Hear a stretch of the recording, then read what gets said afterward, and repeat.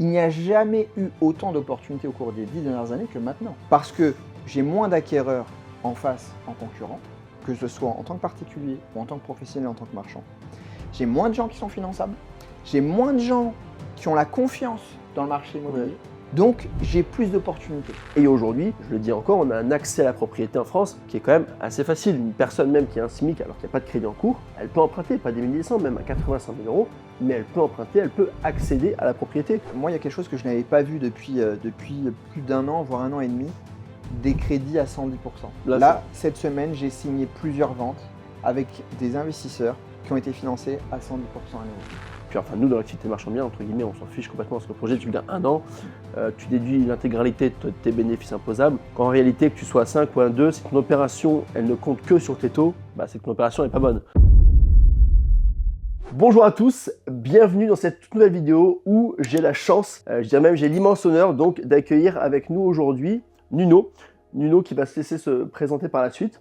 L'idée de cette vidéo aujourd'hui, c'est premièrement de vous parler justement de Nuno, de son parcours, et puis par la suite un petit peu de faire un point sur le marché immobilier. Comme on le sait, on est sur actuellement une tendance qui change un petit peu. Est-ce qu'elle est meilleure, est-ce qu'elle est moins bien, justement on verra par la suite. De mon point de vue, je pense que dans chaque difficulté, il y a des opportunités et le but forcément, c'est de pouvoir saisir ces opportunités. Avant de ça, je vais laisser Nuno se présenter et puis vous parler un petit peu de son parcours et pourquoi il est là aujourd'hui. Merci beaucoup Caroline pour cette invitation. Bonjour à tous, je suis ravi d'être ici avec toi aujourd'hui. Alors moi je m'appelle Nuno Montero, je suis notaire, fondateur d'un réseau qui s'appelle Mon Notaire Conseil. Nous sommes présents sur Paris, dans le sud, sur Toulouse et en Ile-de-France. Alors moi mon parcours assez classique pour devenir notaire, j'ai fait des études de droit. J'ai fait ça pour des raisons personnelles en fait. Suite à l'accident, j'ai eu mon père qui a eu un grave accident de moto si tu veux. Et du coup moi mon quotidien, pendant toute mon adolescence, c'était d'aller voir du coup mon père entre l'hôpital et le centre de rééducation, ça a duré plus de 5 ans. Et du coup j'étais confronté aux victimes d'accidents de la circulation et j'ai décidé de faire droit à ce moment-là. Donc tu as vécu au Portugal, tu étais au Portugal ou... J'étais en France. J'étais en France, j'ai fait mes études en France. Et du coup, à ce moment-là, je décide de faire du droit, mais sans trop savoir ce que je voulais faire. Je m'étais dit à la base que j'allais faire du droit et me spécialiser dans les victimes d'accidents de la circulation. Donc, tu passes ton bac, tu fais du droit, à la base, donc fac de droit. Ouais. Par rapport à cette idée de profession. Oui. Et comment t'en es venu au notariat par la suite? Alors, je sais pas si tu as vu un film qui s'appelle L'Auberge espagnole avec Romain Duris. Non, je l'ai pas vu. Non, ça te dit pas. Eh bien, si tu veux, Romain Duris, il fait des études et à un moment donné, donc quand il valide son diplôme, il commence à bosser à la Défense. Et donc moi, je commence à bosser à la Défense. D'accord. Comme Romain Duris. Ouais. Et je fais une semaine de stage dans une grosse boîte d'assurance, ce qui était ce que je m'étais dit depuis ado. Et du coup, je vois ma vie défiler. Et je me souviens, on était en réunion, et en fait, c'était à mon tour de parler, et tout le monde me disait « Nuno, Nuno », et j'étais parti, j'étais complètement ailleurs, j'étais en train de rêver, et je vois ma vie défiler, je dis « c'est pas possible en fait, c'est pas du tout ce que je veux ». Et donc là, je décide de partir, et je me dis « mais qu'est-ce qui t'arrive ?» En fait, je m'en vais, donc je quitte la réunion, et je quitte le droit des assurances comme ça, et je vais parler avec un prof sur mon avenir, sur ce qui est possible de faire, et sur les Master 2 qui peuvent s'ouvrir à moi, compte tenu des matières que j'aime. À l'école, tu étais toujours... parce qu'on sait, j'imagine les études notariales, c'est quand même difficile, il y a beaucoup de travail. T'étais toujours un bon élève à l'école? Tu as toujours été studieux, etc. ou... Alors, clairement, je dis à mes étudiants, je ne suis pas l'exemple à suivre. J'ai plutôt eu des facilités, je l'avoue. Je travaille beaucoup moins à côté des études. J'ai toujours fait plein de jobs à côté, tous les jobs que tu peux imaginer, même ceux que tu peux pas imaginer en réalité, dont on ne parlera pas trop ici, mais j'ai vraiment commencé à bosser justement suite à cette réunion avec ce prof. Il me dit voilà, il y aurait bien quelque chose pour toi vu les matières que tu aimes bien, j'aimais bien le droit immobilier, j'aimais bien le droit de la famille, le droit international, et il me dit ça, il me dit il y aurait bien le notariat pour toi, mais c'est pas possible. Et du coup je dis mais comment ça c'est pas possible, ça veut dire quoi? Et il me dit en fait, compte tenu de ton nom et tes origines, tu seras un bon clerc de notaire, mais tu seras jamais notaire. Et moi là, je comprends pas. Et du coup, je creuse le truc. Et ça veut dire quoi? Il me dit, c'est un milieu qui est hyper fermé et tu n'auras pas l'opportunité en fait d'avoir ta propre étude. Du coup, je me souviens très bien, je le regarde, je souris, je dis, ok, super, vous venez d'achever de me convaincre. Et du coup, je dis, il faut faire quoi en fait pour être pris en Master 2? Parce que si tu veux, tu as à peu près 1000 candidatures pour 25 demandes par Master 2. Tu as voilà, 1000 candidatures pour 25 postes en Master 2. Et du coup, il me dit, tu as eu des mentions au cours des 4 premières années? Je dis, non, moi, je savais pas qu'il fallait avoir des mentions. Moi, juste, je validais, je faisais des calculs. Il y a même des matières, clairement, où je n'allais pas en cours, tu vois, vu que je travaillais à côté. Et du coup, je dis ok, il faut faire quoi? Et il me dit en rigolant, il me fait finis major de promo et du coup tu seras pris où tu veux. Et donc là pour le coup je bosse vraiment et je finis major de promo. Wow. Et tous les Master 2 s'ouvrent à moi et donc je choisis Master 2 droit notarial à Paris et je rentre dans le notariat comme ça. Il n'y avait pas, alors je crois maintenant que ça a un petit peu changé. À l'époque, si tu n'avais pas par exemple un père ou un grand-père notaire pour hériter d'une étude, enfin c'était très limité, tu avais un nombre de notaires limité en France, c'est ça? Il n'y a pas une réglementation comme ça qui a été changée avec Macron, c'est ça? Exactement, en fait, si tu veux, tu as ce qu'on appelle un numerus clausus, c'est-à-dire que tu ne peux pas, même si tu es diplômé, contrairement aux avocats, tu ne peux pas arriver en tant que notaire et poser ta plaque quelque part et ouvrir ton étude. Ce n'est pas possible. Okay. Pour devenir notaire en titre, soit tu rachètes les parts de quelqu'un qui part à la retraite, soit tu t'associes avec quelqu'un qui a besoin de se développer et qui cherche un associé, soit en fait, tu dois créer une nouvelle étude. Et donc il y a aujourd'hui, suite à la réforme qu'on appelle la réforme Macron, de nouvelles études qui ont été créées. Beaucoup d'études d'ailleurs ont été créées sous forme en fait limite d'un tirage au sort, si tu veux, une sorte de loterie pour attribuer en fait les nouvelles études. D'accord, ok. Et donc toi, tu avais réussi à avoir ton étude avant cette loi-là. Exactement. En fait, moi, je suis diplômé rapidement. En fait, j'enchaîne mes années et assez étonnamment, en fait, j'arrive dans une étude, une vieille étude, une étude qui existait avant la Révolution française. Et mon patron de l'époque, en fait, partait à la retraite. Il voit une soixantaine de candidats qui ne lui conviennent pas. Et un jour, il vient me voir et donc il me dit, Nounou, voilà, j'aimerais que vous soyez mon successeur. Moi, j'ai été le jeune arrivé, le petit stagiaire, et il me donne cette opportunité. J'hésite beaucoup, mais je la saisis. Et à l'époque, je deviens le plus jeune notaire associé de France. Tu avais quel âge? J'avais 27 ans lorsque je me suis associé. D'accord, ok. Ce qui est jeune en fait pour la profession. Parce qu'en général, les associations se font plutôt entre 40 et 45 ans. Juste rebondir sur ce que tu disais. Par rapport au métier de notaire, tu as dit l'étude date d'avant la Révolution française. C'est un métier qui existe depuis quand? Depuis le droit romain, en fait, il y a toujours eu des juristes, appelés les tabellions, qui en fait rédigeaient des contrats. Dans la société, très vite, on a compris que malheureusement la parole ne suffit pas, qu'il fallait des écrits. Et le notaire, si tu regardes dans l'ancien droit, en droit romain, c'était l'écrivain public. C'est lui qui couchait par écrit les conventions des parties. Donc c'est un métier qui existe depuis le droit romain et qui a été codifié tel qu'on le connaît aujourd'hui en France depuis le code civil de 1804, ce qu'on appelle le code de Napoléon. Et c'est à ce moment-là, en fait, on a vraiment figé le droit civil et le pouvoir des notaires qui aujourd'hui, en fait, ont en France, pour le moment, le monopole de la publicité foncière. C'est-à-dire qu'à chaque fois que tu as une transaction sur un bien immobilier, que c'est d'une vente ou d'une donation, tu n'as pas d'autre choix que de passer par un notaire. Ok. Quand tu dis pour le moment, ça veut dire que est-ce que peut-être que ça va changer? C'est probable, on voit dans plusieurs pays, les notaires ont perdu ce domaine réservé, ce monopole, et du coup il y a d'autres professions qui peuvent faire des transactions immobilières. Ok, comme un avocat, quelque chose comme ça? Un avocat, des juristes, directement au service de la publicité foncière. D'accord. C'est-à-dire que c'est un service de l'État en fait qui va enregistrer les actes. Ok, d'accord.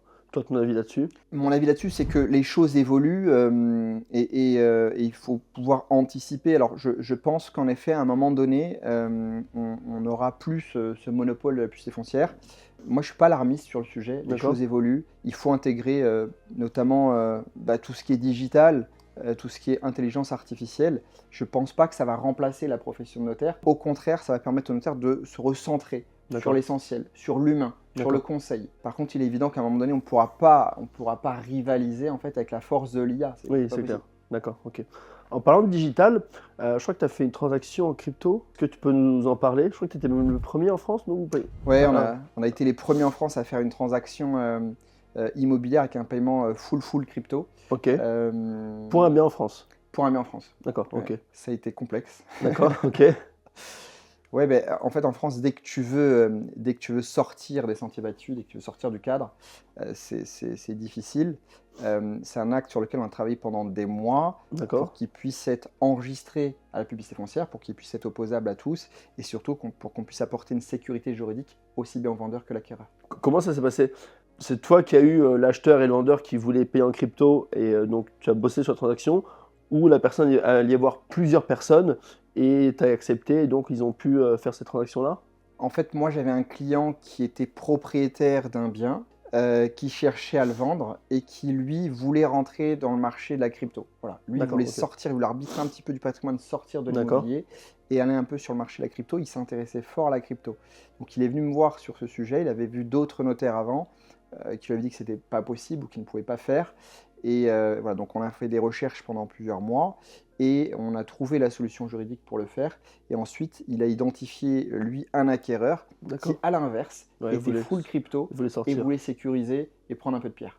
Juste pour continuer un peu avec ça, il a payé de l'impôt, cette personne-là, enfin, c'était une résidence secondaire, il a été imposé sur la vente de son bien. Alors, ça ne modifie pas la fiscalité Voilà. immobilière pour le vendeur. C'est-à-dire que tu vends un bien immobilier, donc si c'est ta résidence principale, tu es exonéré. Mm. Si tu peux bénéficier d'un autre cas d'exonération, tu peux être exonéré. Ok, Sinon, eh bien, tu payes de la plus-value comme si tu vendais d'accord. en, Un bien en classique. monnaie classique en euros. Et c'est là où c'est difficile, parce que si tu n'encaisses pas d'euros, l'administration fiscale, elle, sa plus-value, En euros. elle est en euros. Tu Pas vas pas envoyer Bitcoin. la crypto. Ouais. Donc, ce qui veut dire que dans ce cas-là, le vendeur doit faire un effort de trésorerie perso et D'accord. verser à l'étude le montant, parce que nous, notaires, on doit prélever normalement sur le prix de vente Ok, le montant de la plus-value. Donc là, je ne pouvais pas le prélever. Donc j'ai dû demander à mon client de faire un versement à l'étude, parce que pour le d'accord. coup, c'était un acte assujetti à plus-value immobilière.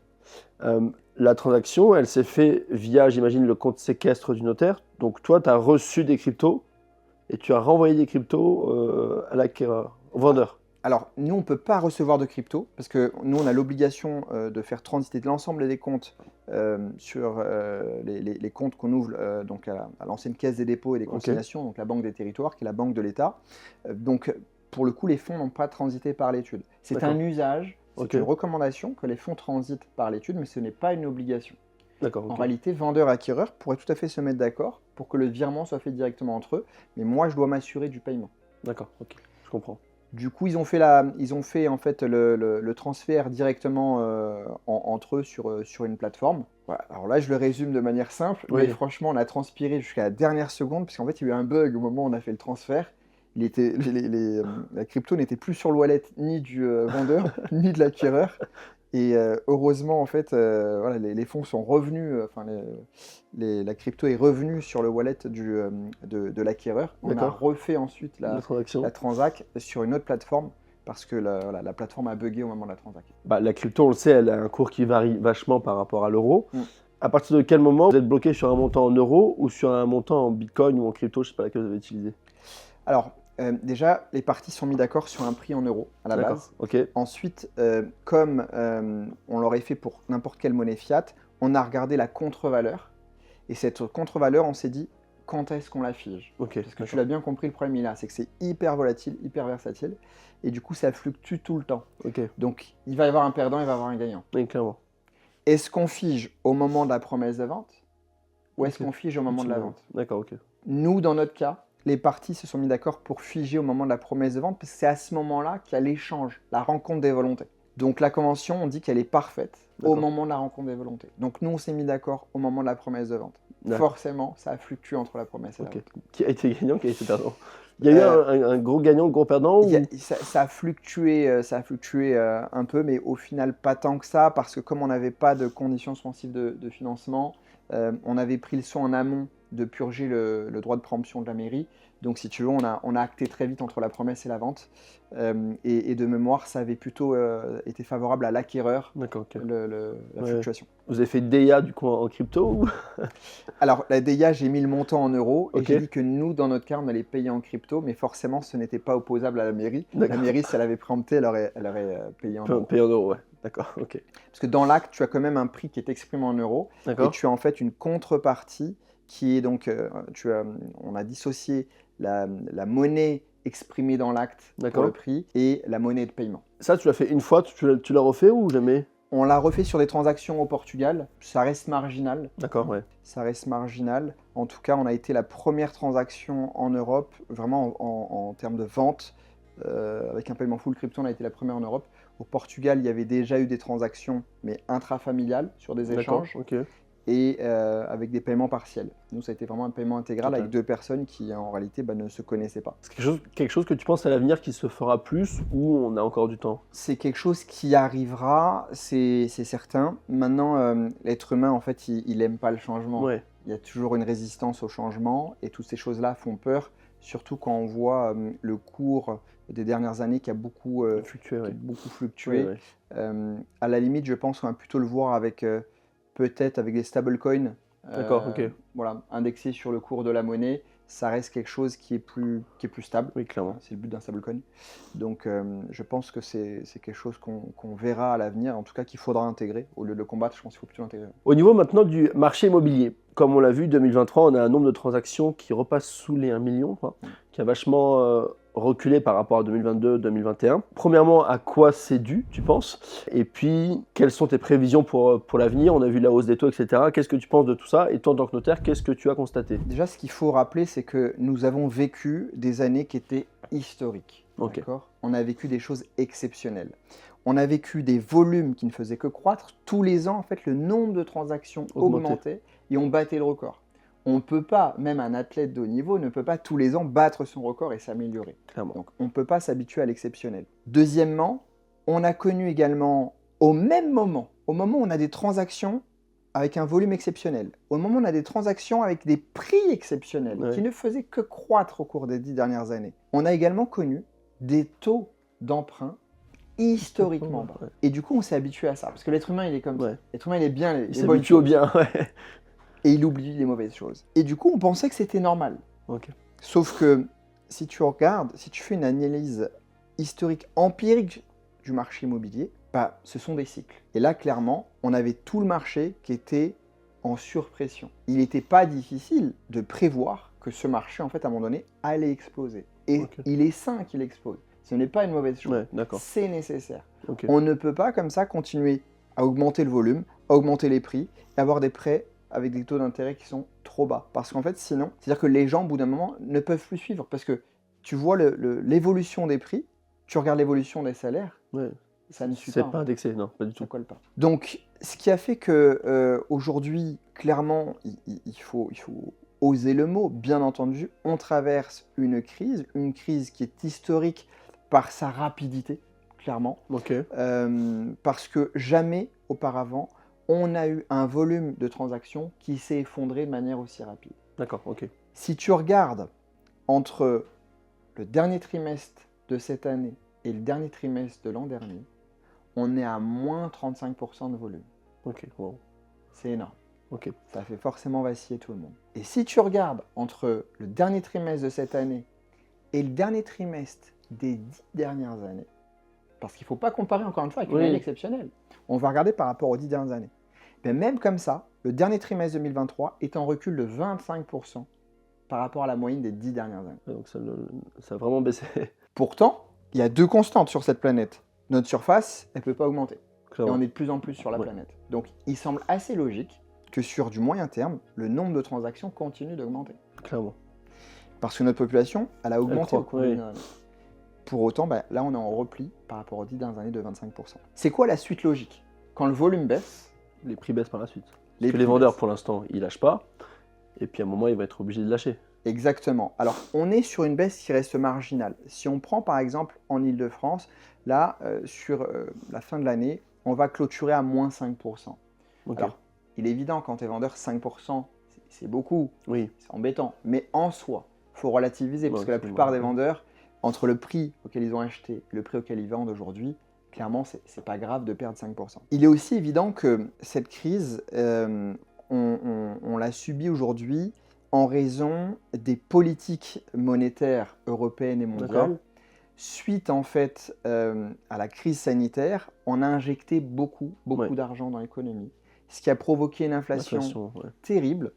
Et du coup, pour endiguer cette inflation, les banques centrales, qu'il s'agisse de la BCE en Europe ou de la Fed aux États-Unis, ont dû voter tous les trimestres en fait, des augmentations, ce qu'on appelle des taux directeurs. Donc des banques qui empruntaient plus cher au niveau des banques centrales, forcément ont dû répercuter ces taux auprès des usagers que nous sommes.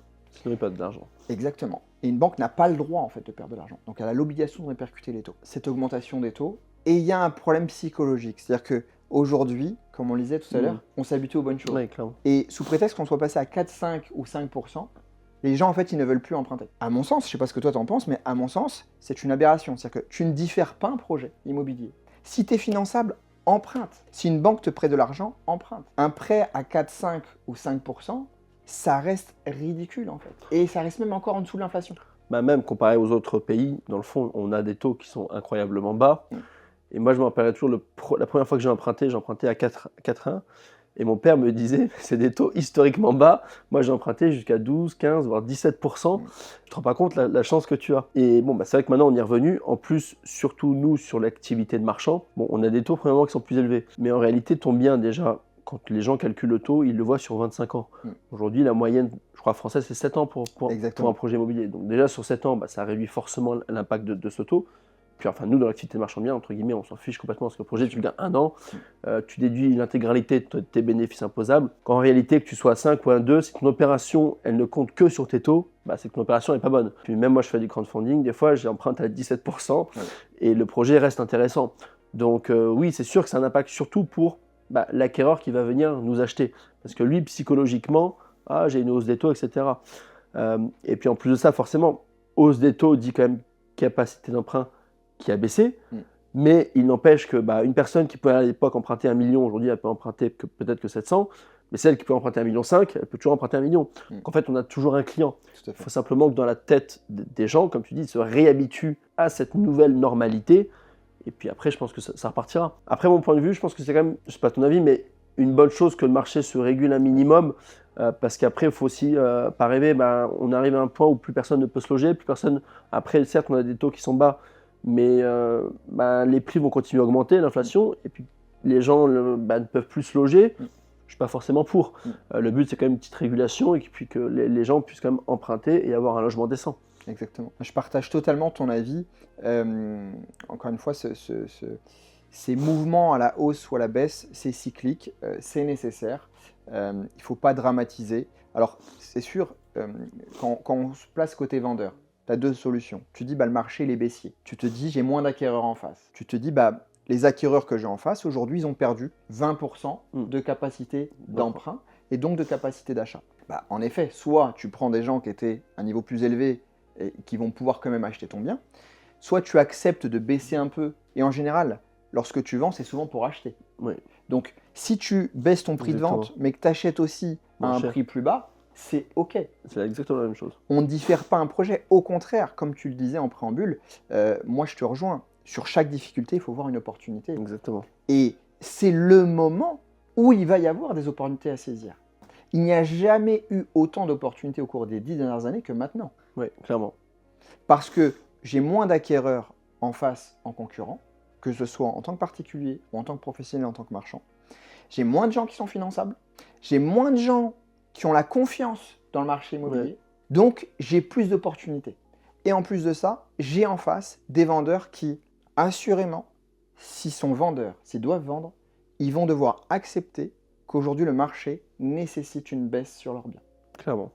Donc, pour tous ceux qui sont investisseurs, qu'il s'agisse d'une RP, d'un investissement locatif, du marchand, clairement, tout est au vert pour investir. Votre taux, ne restez pas figé là-dessus. Tu l'as dit, le bien, il sera revendu. Oui, exactement. Et en plus de ça, c'est cyclique. Un taux, tu iras le renégocier. Parce qu'aujourd'hui, les taux sont un petit peu plus élevés, mais à nouveau, ils vont rebaisser. Tu penses qu'ils vont baisser à peu près, je pense pas qu'ils vont baisser comme avant à 1 ou 2%, non? Non. Non, je pense pas qu'on atteigne à nouveau, parce que ça, c'était vraiment... c'était exceptionnel. C'était exceptionnel, c'était nécessaire en fait, cette politique des banques centrales. Aujourd'hui, ça ne serait pas sain pour le marché de remettre des taux aussi bas. Par contre, ce qu'il faut analyser, c'est regarder cette politique des banques centrales. Donc là, les banques centrales ont décidé d'arrêter d'augmenter, justement pour juguler un petit peu cette crise immobilière. On est sur ce qu'on appelle l'entrée dans un plateau. C'est-à-dire que les taux ne vont pas baisser de suite, mais en tout cas, ils vont arrêter d'augmenter. D'accord, ok, ils vont se stabiliser. Ils vont se stabiliser. Le but est de redonner confiance justement aux acquéreurs et leur faire comprendre que là, c'est bon, c'est ok, on va plus augmenter, on est sur un plateau, maintenant les règles sont celles-ci, vas-y, fonce, réalise ton projet, n'attends pas que ça baisse. Imagine tes locataires, Caroline, et tu dis, je vais attendre que ça baisse. Regarde le montant que tu vas mettre en loyer pendant 2 ans avant qu'on amorce une baisse. Clairement. Je préfère pendant ce temps-là chercher vraiment une bonne affaire, me servir de ça en tant qu'acquéreur, pour aller, entre guillemets, faire peur un peu aux vendeurs, c'est le jeu, négocier au maximum le prix, et puis derrière, pour acheter, quoi, clairement. On a dit, donc, une baisse du nombre de transactions, ok? Ça, c'est le résultat final. La volonté des gens, est-ce qu'elle est quasiment restée la même? Ça, je pense qu'on peut le comparer entre le nombre de compromis et le nombre d'actes. J'imagine que le nombre d'actes a baissé, mais est-ce que le nombre de compromis, forcément il a peut-être un petit peu baissé, mais est-ce qu'il a baissé autant que le nombre d'actes? C'est-à-dire que combien de promesses, en gros, ne sont pas allées à terme, justement, à cause des difficultés d'emprunt? Tu as entièrement raison et tu viens ici de capter en fait ce qui cause beaucoup cette baisse de volume de transactions. Outre la crise de confiance, c'est en effet le problème du financement. D'accord. Beaucoup de gens, au cours de cette année, se sont vus refuser leur financement. Des gens qui étaient finançables il y a encore un an, aujourd'hui ne le sont plus. Ok. Parce que les règles, en fait, se sont durcies, les critères pour emprunter ont été renforcés, ont été beaucoup plus exigeants. Et donc, si tu regardes, moi, par exemple, si je regarde au niveau national, comme nous, on est présent sur tout le territoire, j'ai même une baisse qui est plus importante que les 35%. J'atteins sur certaines régions quasiment 50% de baisse. Okay. Et c'est ce qui impacte aujourd'hui mon chiffre d'affaires. Pour autant, j'ai quasiment le même nombre de promesses de vente. Sauf que j'ai beaucoup moins de ventes finales. Parce qu'entre la promesse et la vente, j'ai des gens qui prennent peur. Je n'ai jamais eu autant de rétractations que cette année. Que le gars va signer la promesse de vente, et en fait, il a peur du marché. Il a peur du marché et il sort. Après, j'ai eu un nombre de refus de crédit vraiment sans précédent. C'est-à-dire qu'on a battu tous les records en nombre de refus de crédit. Parce que parfois, les dossiers n'étaient pas bien montés ou pas très solides. Ou il suffisait aujourd'hui d'avoir un petit point négatif pour que le banquier refuse. D'accord. Il faut se mettre à la place du banquier. Il est là pour prêter, mais aussi pour se faire rembourser. Clairement. Donc, il ne voulait pas prendre de risques. Donc, il y avait très peu de dossiers qui étaient finançables. Mais c'est une bonne nouvelle. À nouveau, les banques reprêtent. Et si on parle même avec les courtiers, les banques rappellent les courtiers pour que les courtiers leur ramènent à nouveau des dossiers. Parce qu'elles sont à nouveau enclins à octroyer des financements. Alors, on parlait en off tout à l'heure, tu me disais que les banques ont maintenant plus de trésorerie qu'avant, puis parce que ces personnes n'ont pas pu investir, donc elles ont blindé leur livret, etc. Donc aujourd'hui, elles ont quand même pas mal d'argent. Et ils sont enclins à reprêter. Exactement. En fait, ce qui se passe en période de crise immobilière, c'est que c'est inversement proportionnel avec le financier. C'est-à-dire que les gens qui ne rentrent pas sur le marché immobilier, du coup, thésaurisent, gardent leur argent. Et avec la crise qu'on vit aujourd'hui, avec l'augmentation des prix, parce que la réalité, c'est celle-ci, c'est que les gens aujourd'hui ont du mal à remplir leur caddie. Tout est beaucoup plus cher. Eh bien, les gens ont peur, donc du coup, les gens épargnent, les gens thésaurisent. Et on n'a jamais eu autant de collectes sur les livrets ou sur les contrats d'assurance vie qu'au cours de ces dernières années. Et en plus de ça, comme les taux d'intérêt sont proportionnels aux taux d'intérêt bancaire, les taux des livrets ont augmenté. Donc il devient à nouveau intéressant d'épargner sur les livrets et de placer. Donc il y a beaucoup de liquidités et du coup les banques en fait ont renfloué leurs caisses et ont aujourd'hui un excédent de trésorerie et ont l'obligation, que ce soit la Banque de France ou pression des banques centrales, d'à nouveau prêter. Parce qu'elles ont un trop-plein de trésorerie qu'elles doivent distribuer. Les banques ont largement dépassé leur taux de collecte, mais les banques n'ont pas atteint leur taux de distribution d'emprunt bancaire. D'accord, ok. Oui, donc en réalité, tout, entre guillemets, n'est que cycle. Elles ont injecté énormément d'argent dans l'économie après le Covid. Forcément, on relance la croissance par la consommation des ménages et des entreprises. Donc on réinjecte de l'argent, c'est trop remonté, on referme les taux, et maintenant ça se réouvre peut-être plus... Voilà, c'est plus régulé, mais plus régulé. Si tu veux, regarde, moi il y a quelque chose que je n'avais pas vu depuis plus d'un an, voire un an et demi, des crédits à 110%. Là cette semaine, j'ai signé plusieurs ventes avec des investisseurs qui ont été financés à 110% à nouveau. D'accord, ok. Donc ça montre bien que les banques sont enclins à nouveau à ouvrir le robinet. Donc il n'y a pas de raison de prendre peur lorsque tu es acquéreur. Défends ton projet, présente-le bien, travaille dessus, et je sais que tu accompagnes les gens sur ce sujet. Défends ton projet, présente ta demande de financement de manière professionnelle, et les banques sont prêtes aujourd'hui à nouveau à financer. Au niveau du notariat, maintenant, vous pouvez aussi vous faire de la transaction immobilière. Toi, c'est quelque chose que tu fais ou absolument pas? Moi, personnellement, je n'en fais pas. Je pars du principe que chacun son métier. D'accord. Et puis, voilà, je ne me sentirais pas légitime à faire un métier qui n'est pas le mien, sur lequel je n'ai pas de formation commerciale, premièrement. Deuxièmement, je me vois mal aller manger dans l'assiette de mes partenaires qui m'apportent des dossiers, clairement. D'accord, ok. Donc, personnellement, je ne fais pas de transactions immobilières. Je sais qu'il y a des confrères qui en font. On n'en voit pas beaucoup, mine de rien, quand ils ont lancé ça. Alors, il y en a en province, il y en a dans certaines régions. Pourquoi? Clairement, on va parler chiffres. Ouais, Un notaire sur une vente, ça prend 0,8% d'accord. d'émolument sur le montant de la vente. Donc ça, c'est la rémunération du notaire. Ok. S'il y a deux notaires, ils vont se partager ces 0,8. Ouais. On sait qu'une agence immobilière prend entre 4, 5, voire parfois même plus sur une vente. Donc du coup, forcément, il est tentant pour les notaires qui se disent, bah tiens, j'ai des dossiers sur lesquels les clients me font confiance, je pourrais prendre le mandat. Donc je vais, au lieu de gagner 0,8, je vais gagner 4, 5. Ça suppose de mettre tout en place, de mettre en place un service négociation. Voilà, je sais qu'il y a de plus en plus de notaires qui le font. Nous, on ne le fait pas. À la limite, ce qu'on a eu à pratiquer déjà, c'est de la vente immobilière interactive. Ok. Je ne sais pas si tu connais un peu le concept. C'est les enchères, c'est pas ça? Ouais. Oui. D'accord, ok. C'est le même principe qu'eBay, sauf que c'est sur des biens immobiliers. Ok. Tu as un prix de départ et ensuite tu as des enchères qui peuvent être faites pendant 24 heures. Et du coup, c'est assez rigolo parce que l'être humain, en fait, il aime une sorte d'émulation et de stimulation. C'est-à-dire que lorsqu'il voit qu'il y a des gens qui ont cliqué, Ils vont acheter. les dernières minutes, en fait, les gens s'excitent en fait, sur les clics et les prix s'envolent. Et on voit parfois des choses assez étonnantes, c'est que les prix lors des ventes immobilières interactives, donc les ventes aux enchères interactives, parfois les prix dépassent le prix de marché. D'accord, ok. Ouais. Donc ça, on a eu à le faire, notamment lors de successions très compliquées, lorsqu'il y a un litige, un conflit entre les héritiers et qu'ils ne se mettent pas d'accord sur l'agence à qui donner le mandat. D'accord. Voilà, parfois, ils demandent au notaire de faire la négociation. Ou pareil, ça peut être par exemple dans le cadre d'une séparation de couple, un divorce très conflictuel. D'accord. Et du coup, monsieur veut une agence, madame veut une autre agence, et ils ne sont pas d'accord, et du coup, ils demandent au notaire de le faire. D'accord. Chez nous, c'est quelque chose de marginal. C'est rare. Au niveau des ventes aux enchères, qu'est-ce que tu penses aujourd'hui? Est-ce que c'est intéressant pour un investisseur d'y aller?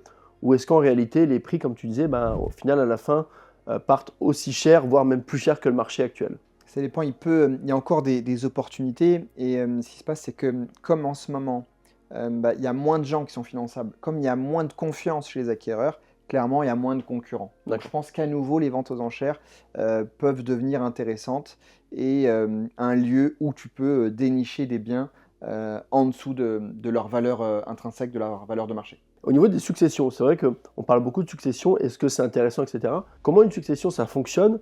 Quels sont les droits? Et comment nous, en tant qu'investisseurs, on peut réussir peut-être à en tirer parti? Faut savoir qu'en France, en fait, Cocorico, on est les champions, d'Europe des droits de succession. Alors, normalement, c'est plutôt bien d'être champion. Alors là, pour le coup, pas trop. Pas trop. Parce qu'on a des taux d'imposition aux droits de succession qui sont vraiment très, très élevés. Par exemple, entre deux personnes qui n'ont pas de lien entre elles, imagine un couple, ils font un testament pour se protéger, mais s'ils ne sont pas pacsés ni mariés, la fiscalité, ça va être 60%. Wow, ok. C'est-à-dire que le principal héritier, en fait, c'est même pas l'être aimé, c'est l'État français. Ouais, clairement. Et quand tu es à 60% de droits de succession, qu'est-ce qui se passe? Soit il y a des liquidités dans la succession et tu peux régler les droits de succession, soit il n'y a pas de liquidité, et qu'est-ce que tu dois faire? Tu dois vendre les biens immobiliers rapidement. Ok, c'est-à-dire que tu as une durée. Imaginons deux personnes en couple, une personne décède, donc elle hérite d'un bien par exemple à, je sais pas, un chiffre rond, 1 million d'euros. Cette personne-là, elle a 600 000 euros à payer de sa poche pour pouvoir garder le bien. Exactement. Et cela dans un délai très court parce que tu as 6 mois. Tu as 6 mois pour régler les droits de succession. Ok. Et si par exemple, qu'est-ce qui se passe après 6 mois? Intérêt de retard, 0,20% par mois de retard, chaque mois commencé est dû. Et au-delà du 13e mois, tu as même 10% de majoration automatique. Donc ça devient confiscatoire. On a un taux de fiscalité entre deux personnes qui ne sont pas parents entre elles, qui est vraiment qui est confiscatoire, qui est exorbitant. Mais même sans aller jusqu'à des personnes qui ne sont pas parents entre elles, même en ligne directe, c'est-à-dire de parents à enfants ou d'enfants à parents, la fiscalité, c'est on a 100 000 euros d'abattement, donc 100 000 euros gratuits par parent et par enfant. Au-delà de 100 000 euros, on est taxé aux droits de succession. On atteint très très rapidement une tranche qui est la tranche à 20%. Entre 15 000 et 552 000, on est dans la tranche à 20%. Mais on monte et ces tranches peuvent même atteindre 45% en ligne directe. Donc pour les gens qui ont un gros patrimoine, s'ils ne transmettent pas de leur vivant, leurs enfants pourront être taxés jusqu'à 45%. C'est-à-dire que même si tu as 3 enfants, s'il y a 45% qui partent, encore une fois, ton principal héritier, ce sera l'État français.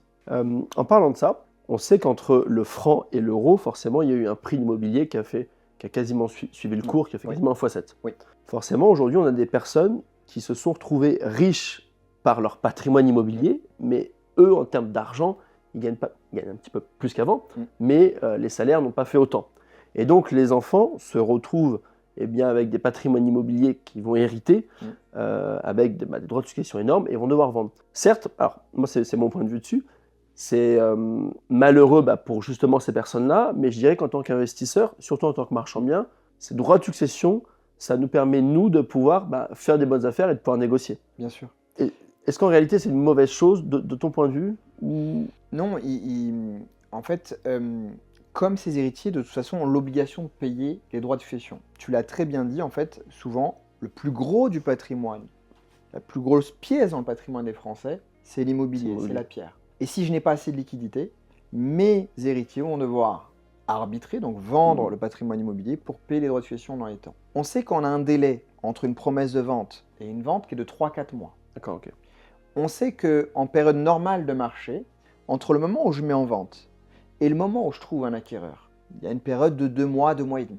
Okay. Donc on est déjà à 5 mois et demi. C'est-à-dire que la personne vient de décéder, les héritiers doivent se mettre d'accord très rapidement sur est-ce qu'on vend ou pas, à qui on donne mandat, à combien on donne mandat, pour pouvoir espérer vendre à temps. Et cette pression qui se porte en fait sur les héritiers, cette pression du timing, des 6 mois qu'ils ont, ça fait que les héritiers vont être enclins à dire à l'agence ou directement entre particuliers, tiens, nous il faut qu'on vende vite. Donc on va se mettre un petit peu en dessous du prix du marché. Et même s'ils ne l'ont pas fait, ils seront enclins en fait à accepter des propositions basses.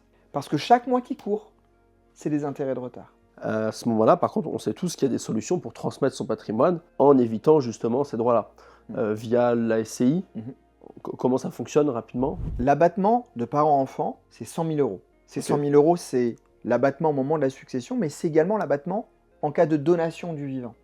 Et cet abattement se reconstitue tous les 15 ans. C'est-à-dire que plus je transmets tôt, plus c'est intéressant. Et en réalité, je devrais commencer à transmettre, même si mes enfants sont mineurs, en très bas âge, je devrais commencer à transmettre. Comme ça, tous les 15 ans, je peux recommencer à utiliser l'abattement. Ça, c'est la première chose. La deuxième chose, c'est que lorsque je transmets, en général, je vais conserver quoi? L'usufruit, la jouissance et le droit de percevoir les fruits, à savoir les loyers, les revenus locatifs. Le fait que je conserve l'usufruit, imagine, moi, je te fais un cadeau, je sais pas, je te fais un cadeau, par exemple, de ma voiture. Imagine, j'ai une voiture qui vaut 100 000 euros. Tu vas être fiscalisé sur ces 100 000 euros. Si par contre, la voiture, je te la donne, mais tu ne peux pas l'utiliser. Moi, je peux l'utiliser pendant toute ma vie. Tu dois attendre mon décès pour utiliser ma voiture. Le cadeau, il vaut plus 100 000 euros. Il vaut plus le même prix, clairement. Parce que plus je suis jeune, plus j'ai une grande espérance de vie, plus je suis censé conserver longtemps le bien que je t'ai donné. Donc l'usufruit, le prix de l'usufruit, elle est aussi calculée sur entre guillemets, ta longévité. Exactement. Je savais pas ça. Il y a un barème en fait qui est fixé par le Code général des impôts, et donc la valeur de l'usufruit que tu conserves dépend de ton âge au jour de la donation. Plus tu es jeune, plus tu as une grande espérance de vie, plus l'usufruit que tu vas conserver a une forte valeur. Du coup, plus je donne tôt à mes enfants, plus l'usufruit que je vais conserver a une forte valeur, et moins la nue propriété que je donne est valorisée. Ça, comment ça fonctionne? Est-ce qu'il faut le faire? Tu peux, par exemple, à titre personnel, en tant que particulier, faire, c'est ce qu'on appelle un démembrement, c'est ça? C'est ça. Faire un démembrement ou c'est obligatoirement via une SCI? Tu peux le faire directement sur un bien immobilier que tu détiens en direct, tu peux démembrer ce bien. C'est-à-dire que tu vas donner la nue propriété d'un bien à tes enfants et toi tu conserves l'usufruit. Bien entendu, on va te protéger, on va te laisser les pleins pouvoirs, on va te laisser les revenus. En contrepartie, c'est toi qui vas avoir la fiscalité, on ne va pas donner la fiscalité aux enfants. Mais si tu le couples en plus à une SCI, là ça devient très intéressant.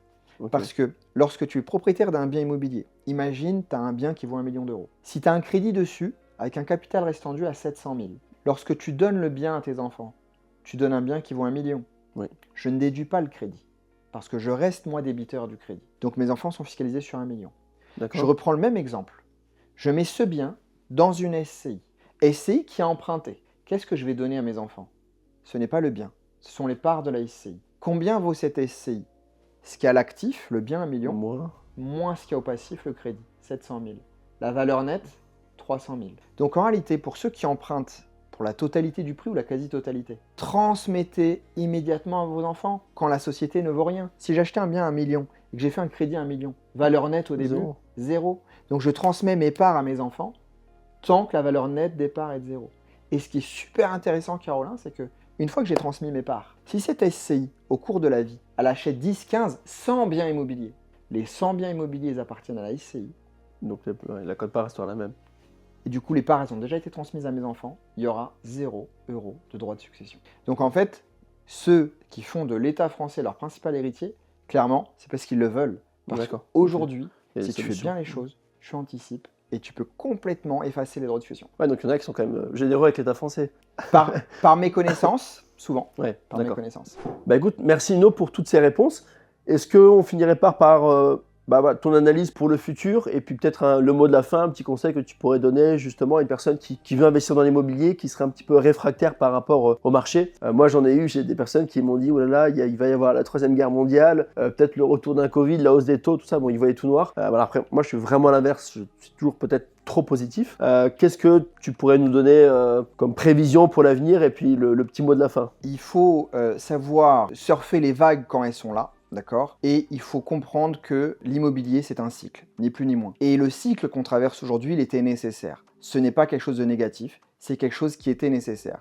Alors, on va transformer tout ça en choses positives. Aujourd'hui, avec une bonne analyse du marché, on comprend que les taux, certes, ont un petit peu augmenté, mais ils ne sont pas si élevés que ça. Demandez à vos parents, à vos grands-parents à combien ils ont emprunté, et vous allez voir qu'ils ont emprunté à 15, voire quasiment 20%. Donc, emprunter à 4, 5, c'est pas grave. Empruntez autant que la banque est enclin à vous prêter de l'argent. Ensuite, profitez justement de cette phase, de ce cycle où il y a une baisse des prix. Ce n'était pas arrivé depuis une dizaine d'années. Donc c'est le meilleur moment pour rentrer sur le marché. C'est là où vous allez avoir la plus grande capacité, la plus grande marge de négociation possible parce qu'il y a peu de gens qui ont cette confiance aujourd'hui dans le marché. Donc vous avez moins de concurrents en face. Donc sachez utiliser cela à votre profit. Si la banque vous prête, empruntez autant que possible et allez négocier avec les vendeurs les prix de vente. Expliquez aux vendeurs que certes, s'ils baissent un petit peu, il va certainement lui aussi en profiter lorsqu'il va se repositionner sur un achat. Ensuite, je n'ai pas de boule de cristal, mais il est évident que le marché, la suite logique de la baisse des volumes, ça va être une petite baisse des prix, mais ça va rester marginal. Les prévisions, c'est que là, on est à -5, peut-être qu'on va être sur le premier trimestre à -7. N'attendez pas une baisse à -15 ou -20. D'accord, ok. Ça ne va pas arriver de suite. Au contraire, plus le temps passe et plus vous laissez passer des opportunités et plus vous avez des coûts fixes qui sont vos loyers, si vous êtes locataire, qui continuent d'augmenter. Et avec l'inflation actuelle, clairement, plus je vais me positionner rapidement sur le marché, mieux ce sera. Clairement. Et en plus, quand on le voit, il faut savoir, quand on parle de prix, de baisse de prix, on est sur la baisse du marché national. Alors, nous, on est sur la côte. C'est un des seuls secteurs qui a encore résisté et qui continue encore d'augmenter. Donc, quand on voit un -5, -7, ça reste une moyenne nationale. Peut-être que même sur une ville, par exemple sur Paris qui fait un -5, on va avoir quelques rues qui ont augmenté, le reste a baissé. Donc l'idée quand on est investisseur, c'est quoi? C'est d'aller sur les marchés qui, quoi qu'il arrive, tiendront et continueront petit à petit d'augmenter. Donc certes, il y en a moins qu'auparavant, mais justement, il faut se former encore plus, se rediriger maintenant uniquement sur ces coins-là pour pouvoir être sûr et certain de faire des bonnes affaires. Mais derrière, en cherchant intelligemment et correctement, on arrivera toujours à trouver des secteurs ou des types de biens qui vont continuer à prendre de la valeur. Parce que comme on sait, des gens quand même qui ont de l'argent, il y en a. En France, mine de rien, il y a quand même beaucoup d'argent. Moi, je suis un peu défenseur du marché français. On reste le pays le plus visité du monde. Oui. Paris, une des capitales la plus visitée du monde. En termes d'immobilier de luxe, le prix au mètre carré, quand on le voit sur la côte, Saint-Jean-Cap-Ferrat, etc., c'est les prix les plus élevés du monde. Donc, on reste quand même sur un marché qui est attractif. Même, on parle de hausse des taux d'intérêt. Mais encore une fois, quand on regarde par rapport à nos concurrents européens, mondiaux, on peut emprunter à des taux qui sont quand même beaucoup plus intéressants. Et aujourd'hui, je le dis encore, on a un accès à la propriété en France qui est quand même assez facile. Une personne même qui a un SMIC alors qu'il n'y a pas de crédit en cours, elle peut emprunter, pas des milliers, même à 80-100 000 euros, mais elle peut emprunter, elle peut accéder à la propriété. Et comme on le dit toujours, le meilleur moment pour investir dans l'immobilier, c'était hier, et le deuxième moment, c'est aujourd'hui. Attendre, c'est bien, mais l'opportunité, il faut la créer et il faut la créer rapidement. Écoute, merci beaucoup Nino pour ta venue, pour tes conseils. Ça fait plaisir justement d'avoir un notaire qui prend de son temps. On sait que tu es beaucoup demandé, donc qui prend de son temps aujourd'hui pour venir. Si vous souhaitez faire une transaction immobilière, bien évidemment, je vous mettrai son contact sous cette vidéo-là. Vous verrez qu'en plus de pouvoir faire cette transaction, il peut vous accompagner, peut vous conseiller. C'est le rôle principal aussi d'un notaire, c'est de pouvoir aider, conseiller les gens. On l'a vu sur la transmission de biens, et bien le fait d'avoir un notaire, ça peut réellement vous permettre de faire en sorte que ce ne soit pas l'État qui hérite de votre bien, mais vos successeurs. Donc c'est quand même hyper important de pouvoir discuter avec ce type de personnes et de pouvoir se faire accompagner par des professionnels. D'ailleurs, je tiens à le dire, pour ma part, je ne suis que formateur entre guillemets, et on l'oublie bien souvent, mais je suis le premier à prendre conseil de ces personnes-là.